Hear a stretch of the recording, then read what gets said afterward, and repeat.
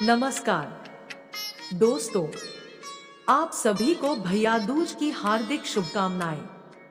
आज सुनते हैं भैया दूज की कहानी। भगवान श्री सूर्यदेव की पत्नी का नाम छाया था। छाया माता और सूर्यदेव की संतान यमुना और यमराज थे। यमुना हमेशा ही यमराज से निवेदन करती थी कि आप अपने प्रिय मित्रों सहित मेरे घर आओ और पूजन ग्रहण करो, लेकिन यमराज कभी उनकी बात नहीं सुनते थे।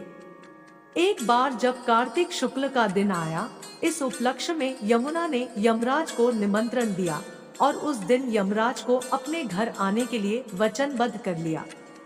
यमुना का प्रेम देखकर यमुना के बार बार बुलाने के कारण यमराज ने भी इस बार यमुना की बात मान ली।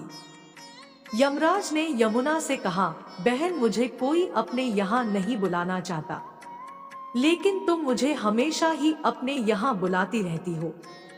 यमराज ने अपनी बहन की सद्भावना को समझा और सोचा कि मुझे अपनी बहन के निवेदन का पालन करना चाहिए। बहन के बुलाने पर यमराज यमुना के यहाँ जाने लगे और इसी खुशी में यमराज ने नरक में निवास करने वाले जीवों को भी मुक्त कर दिया।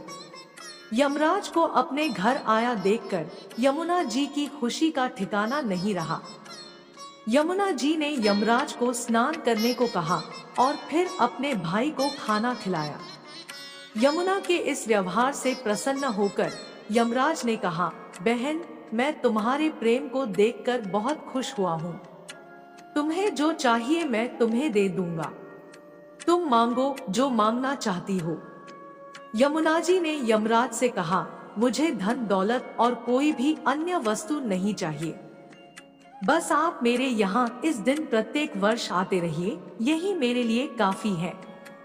मेरी तरह जो बहन इस दिन अपने भाई को आदर सत्कार करके टीका करे, उन्हें तुम्हारा भय न रहे।